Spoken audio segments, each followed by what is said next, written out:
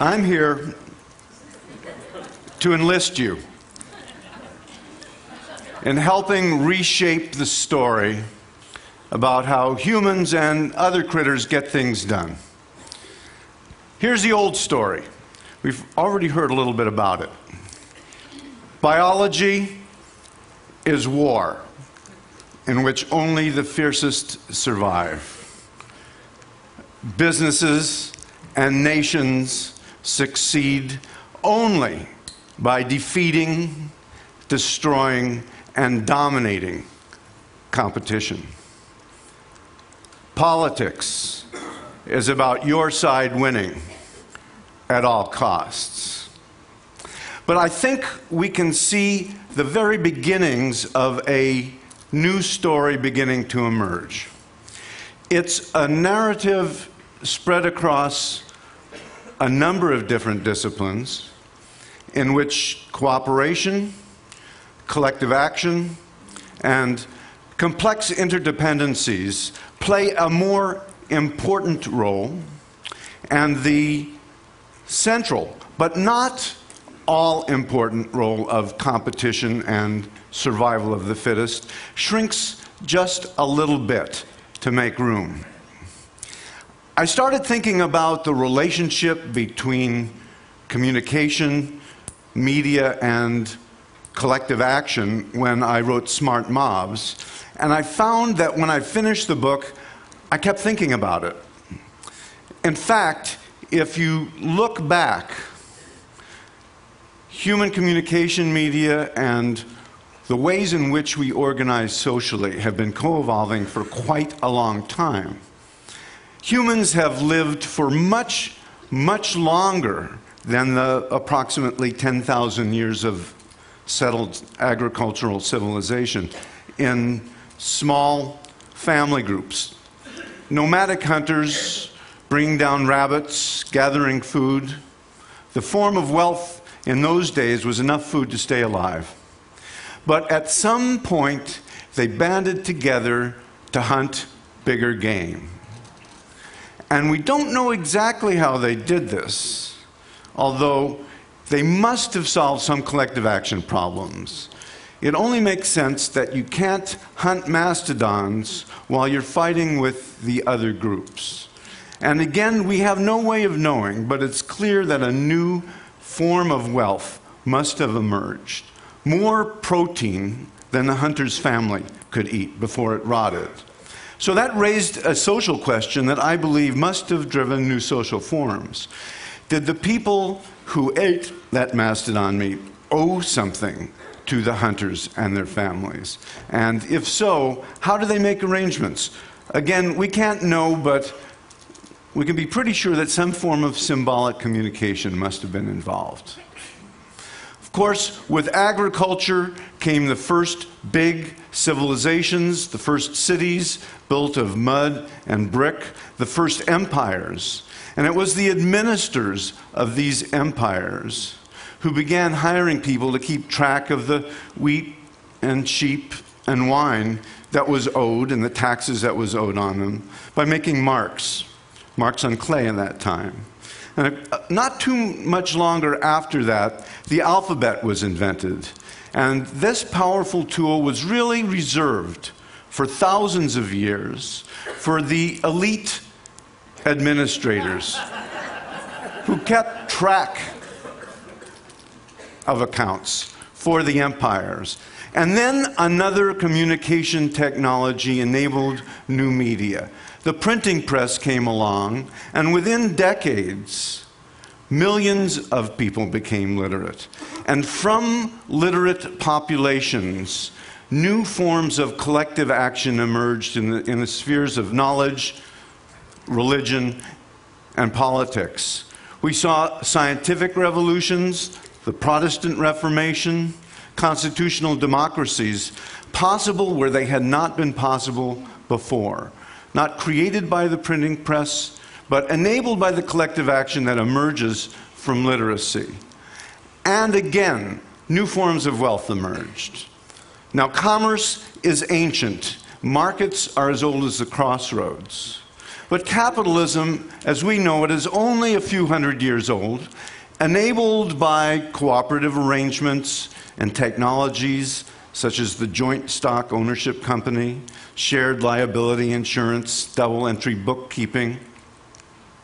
Now, of course, the enabling technologies are based on the internet. And in the many-to-many era, every desktop is now a printing press, a broadcasting station, a community, or a marketplace. Evolution is speeding up. More recently, that power is untethering and leaping off the desktops.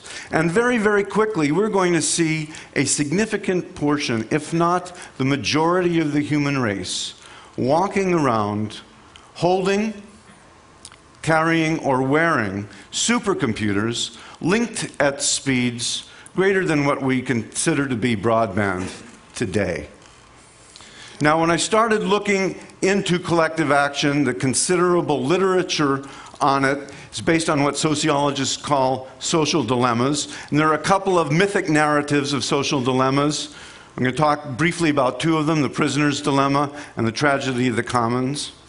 Now, when I talked about this with Kevin Kelly, he assured me that everybody in this audience pretty much knows the details of the prisoner's dilemma. So I'm just going to go over that very, very quickly. If you have more questions about it, ask Kevin Kelly later.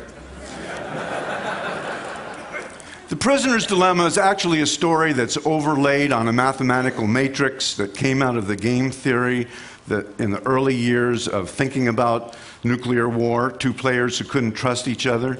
Let me just say that every unsecured transaction is a good example of a prisoner's dilemma.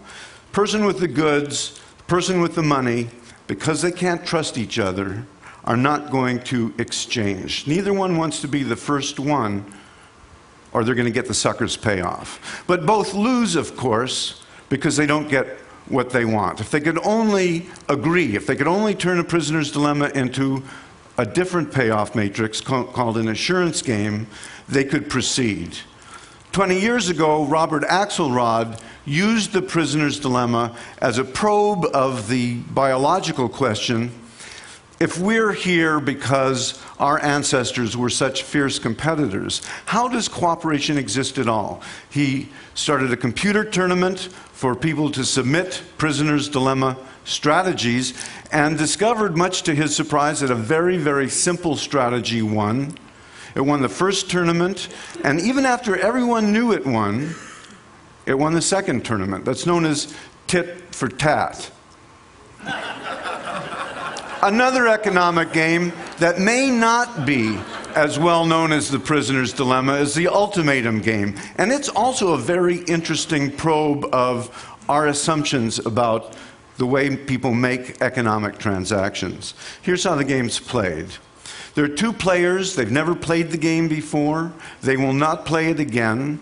They don't know each other, and they are, in fact, in separate rooms. First player is offered $100 and is asked to propose a split. 50-50, 90-10, whatever that player wants to propose. The second player either accepts the split, both players are paid, and the game is over, or rejects the split, neither player is paid, and the game is over. Now, the fundamental basis of neoclassical economics would tell you it's irrational to reject a dollar because somebody you don't know in another room is going to get 99. Yet, in thousands of trials with American and European and Japanese students, a significant percentage would reject any offer that's not close to 50-50. And although they were screened and didn't know about the game and had never played the game before, proposers seem to innately know this because the average proposal was surprisingly close to 50-50. Now, the interesting part comes in more recently when anthropologists began taking this game to other cultures and discovered to their surprise that slash and burn agriculturalists in the Amazon, or nomadic pastoralists in Central Asia, or a dozen different cultures, each had radically different ideas of what is fair, which suggests that instead of there being an innate sense of fairness, that somehow the basis of our economic transactions can be influenced by our social institutions, whether we know that or not. The other major narrative of social dilemmas is the tragedy of the commons. Garrett Hardin used it to talk about overpopulation in the late 1960s. He used the example of a common grazing area in which each person, by simply maximizing their own flock, led to overgrazing and the depletion of the resource. He had the rather gloomy conclusion that humans will inevitably despoil any common pool resource in which people cannot be restrained from using it.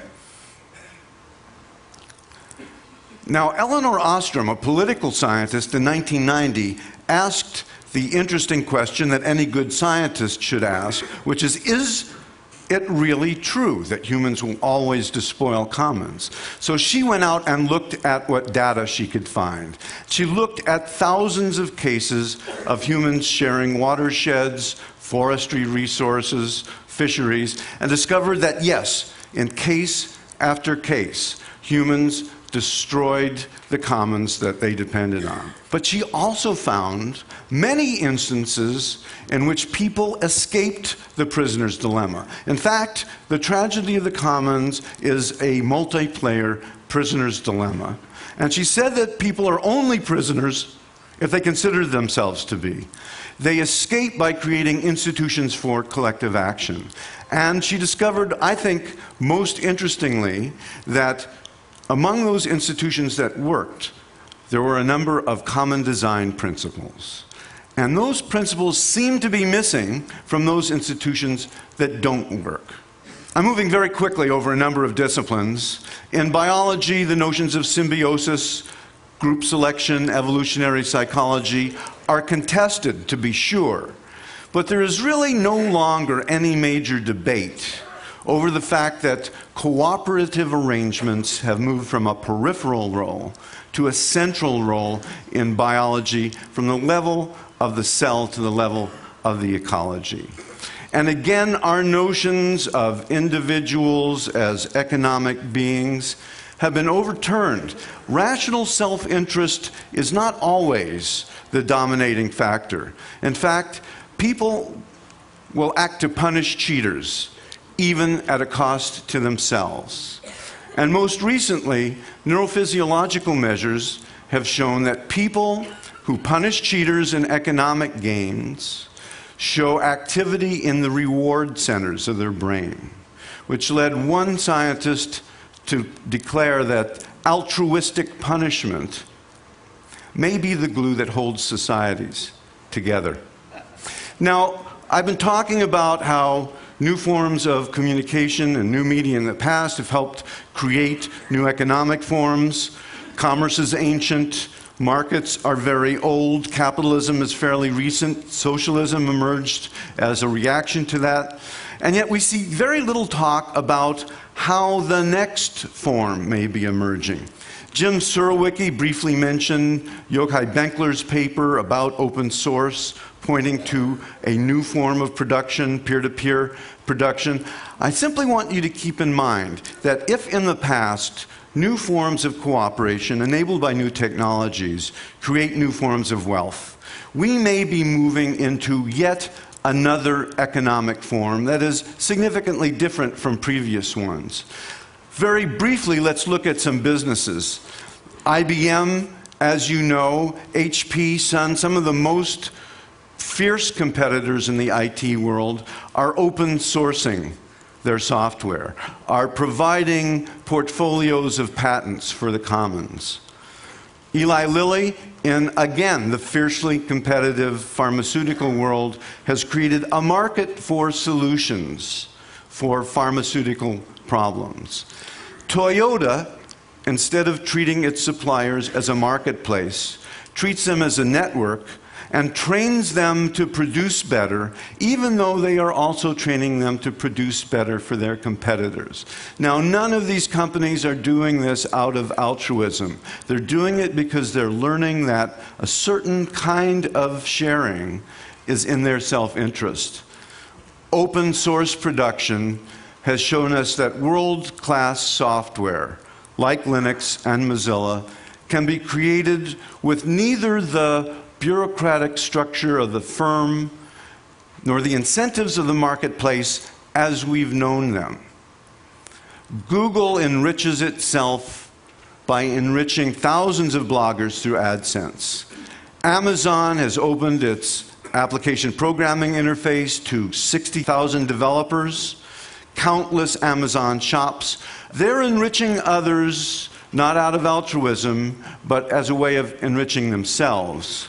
eBay solved the prisoner's dilemma and created a market where none would have existed by creating a feedback mechanism that turns a prisoner's dilemma game into an assurance game. Instead of neither of us can trust each other, so we have to make suboptimal moves, it's you prove to me that you're trustworthy and I will cooperate. Wikipedia has used thousands of volunteers to create a free encyclopedia with 1.5 million articles in 200 languages in just a couple of years. We've seen that ThinkCycle has enabled NGOs in developing countries to put up problems to be solved by design students around the world, including something that's being used for tsunami relief right now. It's a mechanism for rehydrating cholera victims that's so simple to use that illiterates can be trained to use it. BitTorrent turns every downloader into an uploader, making the system more efficient the more it is used. Millions of people have contributed their desktop computers when they're not using them to link together through the internet into supercomputing collectives that help solve the protein folding problem for medical researchers that's folding at home at Stanford, to crack codes, to search for life in outer space. I don't think we know enough yet. I don't think we've even begun to discover what the basic principles are, but I think we can begin to think about them. And I don't have enough time to talk about all of them, but think about self-interest. This is all about self-interest that adds up to more. In El Salvador, both sides that withdrew from their civil war took moves that have been proven to mirror a prisoner's dilemma strategy. In the US, in the Philippines, in Kenya, around the world, citizens have self-organized political protests and get-out-the-vote campaigns using mobile devices and SMS. Is an Apollo project of cooperation possible, a transdisciplinary study of cooperation? I believe that the payoff would be very big. I think we need to begin developing maps of this territory so that we can talk about it across disciplines. And I am not saying that understanding cooperation is going to cause us to be better people. And sometimes people cooperate to do bad things. But I will remind you that a few hundred years ago, people saw their loved ones die from diseases they thought were caused by sin or foreigners or evil spirits. Descartes said we need an entire new way of thinking.